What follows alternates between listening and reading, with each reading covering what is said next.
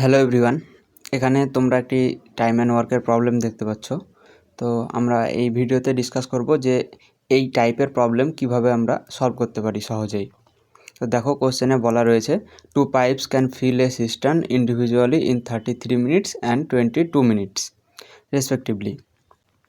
মানে একটি জলাধারে দুটি পাইপ রয়েছে, যেটি জলাধারটিকে একটি 33 মিনিটে এবং অপরটি 22 মিনিটে সম্পূর্ণভাবে ভর্তি করতে পারে।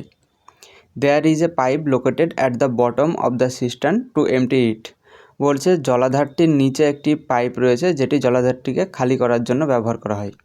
If all the 3 pipes are open simultaneously, then the empty cistern gets filled in 18 minutes. বলছে যদি 3টে পাইপকে একসঙ্গে খুলে দেওয়া হয় তাহলে খালি জলাধারটি পূর্ণ হতে 18 মিনিট সময় লাগে। How long will pipe at the bottom of the tank take to empty the completely filled cistern if no other pipe is then open? এখানে জিজ্ঞেস করা হয়েছে যে যদি জলাধারটির নিচের পাইপটি খোলা থাকে আর অপর দুটি পাইপ যদি বন্ধ থাকে তাহলে পূর্ণ জলাধারটি খালি হতে কত সময় লাগবে।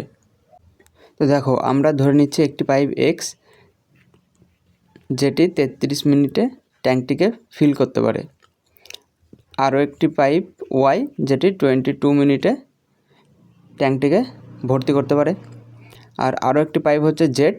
যদি এক্স ওয়াই জেড এই 3টি পাইপ একসঙ্গে খোলা থাকে তাহলে কি হয়, 18 মিনিটে ট্যাঙ্কটি ভর্তি হয়। তাহলে দেখো, জেড হচ্ছে সেই পাইপটা যেটি হচ্ছে জল বের করার কাজে ব্যবহার করা হয়। তো আমরা এখানে যদি এলসিএম নিই 3টের 33, 22 আর 18, তাহলে আমরা কি পাবো, তাহলে এখানে ট্যাঙ্কের ক্যাপাসিটি পাবো যেটা হবে 66 × 3।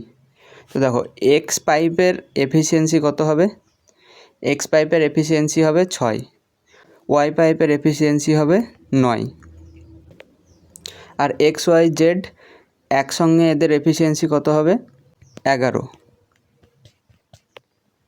কিন্তু দেখো, এখানে আমরা কি দেখতে পাচ্ছি, এক্স আর ওয়াইকে যদি আমরা যোগ করি তাহলে পাবো 15, কিন্তু এক্স ওয়াই জেড 3টে একসঙ্গে যোগ করে কত পাচ্ছি আমরা 11 পাচ্ছি। তো এক্স আর ওয়াই ছিল 15, তাহলে জেড নিশ্চয়, দেখো এক্স আর ওয়াই ছিল 15, তাহলে জেড নিশ্চয় -4 ছিল, তারপরে গিয়ে এটা 11 হয়েছে, তাহলে জেড পাইপের এফিসিয়েন্সি কত হবে, জেড পাইপের এফিসিয়েন্সি হবে -4। মাইনাস দিয়ে কি বোঝানো হচ্ছে যে এই পাইপটি জল বের করার কাজে ব্যবহার করা হয়।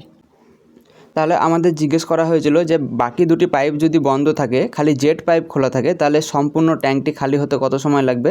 তাহলে এইটা ছিল সম্পূর্ণ ক্যাপাসিটি, এইটা ছিল আমাদের সম্পূর্ণ ক্যাপাসিটি। তাহলে একে আমরা কি করব, একে আমরা 4 দিয়ে ভাগ করে দেবো। তো 4 দিয়ে যদি আমরা ভাগ করি, দেখো 2 আর এখানে 33, তো 99/2। দেখো 99কে 2 দিয়ে ভাগ করলে কত হয়, 49.5 মিনিট। তাহলে আমাদের অ্যান্সার হবে বি অপশান। আই হোপ সবার কাছে এটা পরিষ্কার।